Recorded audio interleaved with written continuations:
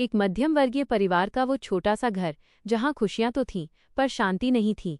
वहाँ रहती थी एक सास शांति देवी। शांति देवी पुराने जमाने के कड़े नियमों वाली महिला थीं। उनके लिए बहू का मतलब सिर्फ घर का काम करने वाली एक परछाई थी। और उनकी बहू थी पायल। पायल शहर के बड़े कॉलेज से पढ़ी लिखी और आधुनिक थी, लेकिन उसका दिल बिल्कुल साफ और संस्कारों से भरा था।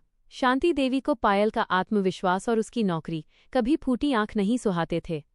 वे हर छोटी छोटी बात पर पायल को नीचा दिखाने का बहाना ढूंढतीं। कभी खाने में कमी निकालती तो कभी उसके पहनावे पर तंज कसतीं। रसोई से अक्सर शांति देवी की तीखी आवाज आती, आज दाल में नमक फिर कम है। इतनी बड़ी डिग्रियां ले लीं पर 2 रोटियां ढंग से नहीं बेल पातीं। सारे दिन कंप्यूटर के सामने बैठी रहती हो। क्या यही सिखाया है तुम्हारी माँ ने कि ससुराल को दफ्तर बना लो? पायल के मन में इन बातों से बहुत गहरा घाव होता था। कभी कभी उसकी आंखों के कोरों में आंसू भर आते, पर वो एक गहरी सांस लेती और मुस्कुराकर रसोई में चली जाती। शांति देवी का बेटा आदित्य अक्सर इस चक्की में पिस जाता था। जब वो काम से थककर घर लौटता तो शांति देवी उससे कहती, देख ले अपनी लाडली बीवी को, इसे तो मेरी बीमारी का भी अंदाजा नहीं रहता। पायल ने कभी आदित्य से अपनी सास की शिकायत नहीं की। वो सुबह 4 बजे उठती, पूरे घर की सफाई करती, सबके लिए नाश्ता बनाती और फिर अपने दफ्तर का काम शुरू करती। शांति देवी की आदत बन गई थी पड़ोस की महिलाओं के सामने पायल की बुराई करना। बहन, आज की बहुओं को तो बस खुद की आज़ादी चाहिए, इन्हें बड़ों की सेवा करना तो जैसे बोझ लगता है। पायल ये सब सुनती, खिड़की के पास खड़ी होकर आहें भरती, पर वो हार मानने वालों में से नहीं थी। उसे अटूट विश्वास था कि एक दिन उसकी निस्वार्थ ममता सासू माँ के जमे हुए बर्फीले दिल को जरूर पिघला देगी। दिन हफ्तों में और हफ्ते महीनों में बदलते गए, पर कड़वाहट कम नहीं हुई। फिर एक ऐसी दोपहर आई जिसने सब कुछ बदल कर रख दिया। शांति देवी मंदिर से लौट रही थीं और हाथ में पूजा की थाली थी। अचानक घर की सीढ़ियों पर उनका पैर बुरी तरह फिसल गया। एक भयानक चीख गूंजी और वे धड़ाम से नीचे फर्श पर गिर पड़ीं। पायल ने रसोई से वो आवाज सुनी और पागलों की तरह दौड़कर बाहर आई। शांति देवी दर्द से कराह रही थीं और उनका चेहरा पीला पड़ गया था। पायल ने बिना एक पल गंवाए अपनी सारी ताकत लगाकर उन्हें उठाया। उसने पड़ोसियों की मदद ली और तुरंत उन्हें अस्पताल ले गई। डॉक्टर ने जांच के बाद गंभीर चेहरे के साथ कहा, शांति जी, आपकी उम्र के हिसाब से ये चोट बहुत गहरी है। पैर की हड्डी 3 जगह से टूट गई है, ऑपरेशन करना होगा और इसके बाद कम से कम 3 महीने तक आपको बिस्तर से हिलना भी नहीं है। जब शांति देवी वापस घर आईं तो वे बिस्तर पर पूरी तरह लाचार थीं।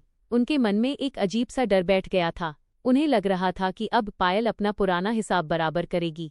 उन्हें लगा कि अब पायल उन्हें तानों के बदले ताने देगी या शायद उन्हें कमरे में अकेला छोड़कर अपनी नौकरी में व्यस्त हो जाएगी। पर अगले ही दिन की सुबह उनके लिए एक बड़ा चमत्कार लेकर आई। पायल ने अपने दफ्तर से 1 महीने की बिना तनख्वाह की लंबी छुट्टी ले ली थी।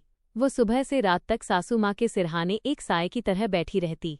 सूरज ढलने से पहले ही वो उनके हाथ पैर गुनगुने पानी से साफ करती, उनके बालों में धीरे धीरे चंपी करती ताकि उन्हें नींद आ सके।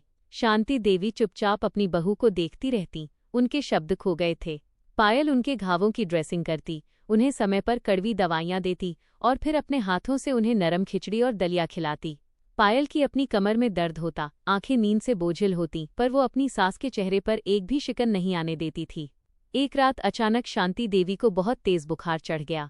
पायल पूरी रात उनके बिस्तर के पास बैठकर गीली पट्टियां बदलती रहीं। उसने एक पल के लिए भी अपनी आंख नहीं झपकाई।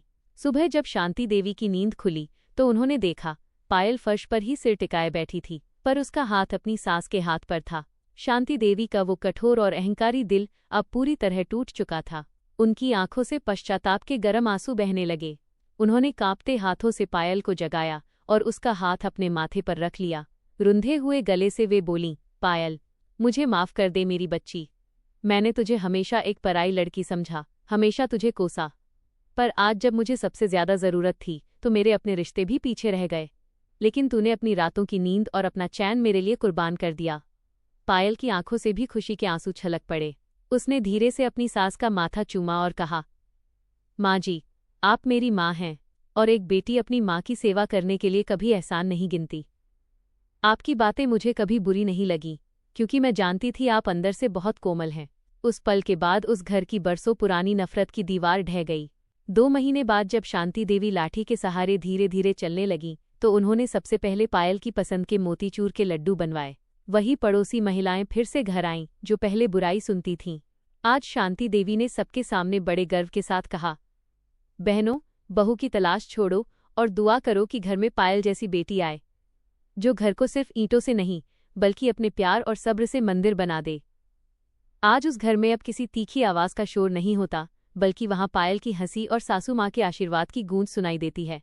ये कहानी हमें सिखाती है कि प्यार में वो अदृश्य ताकत होती है, जो सबसे बड़े दुश्मन को भी अपना बना लेती है और घर को स्वर्ग बना देती है। सेवा करने के लिए कभी एहसान। दोस्तों, यह कहानी कैसी लगी आपको? अगर अच्छी लगी हो तो वीडियो को लाइक और चैनल को सब्सक्राइब जरूर करें। राधे राधे। जय श्री कृष्णा।